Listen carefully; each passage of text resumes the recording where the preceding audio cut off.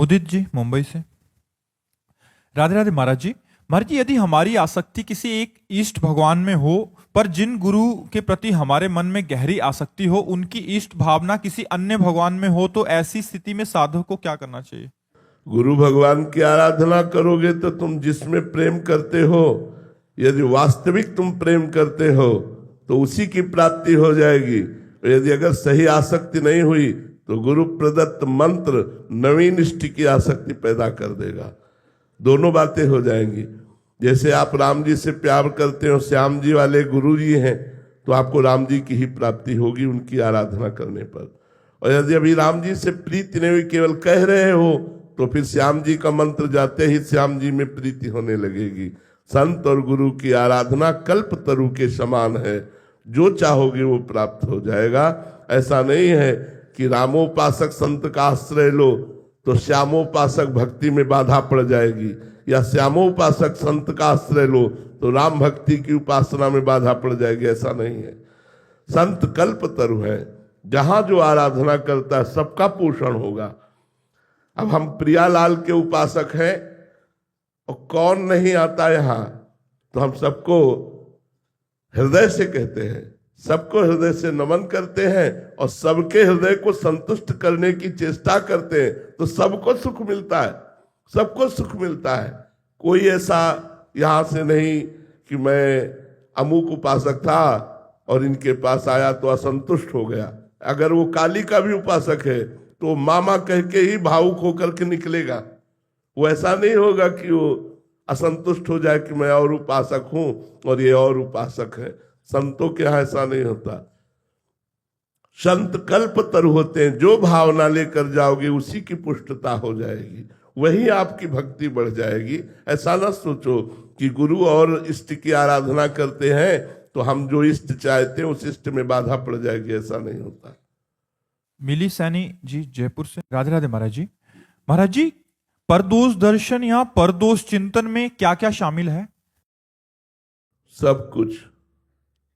किसी के प्रति जरा भी हे भाव आए तो बस जान लो परदोष दर्शन प्रारंभ हो गया।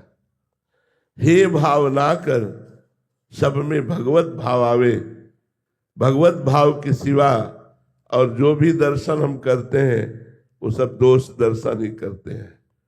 इसीलिए भगवान ने लिखा है, अद्वैष्टा सर्वभूतानाम मैत्रः करुण एवच निर्ममो निरहंकारा सम दुखा सुखा क्षमी।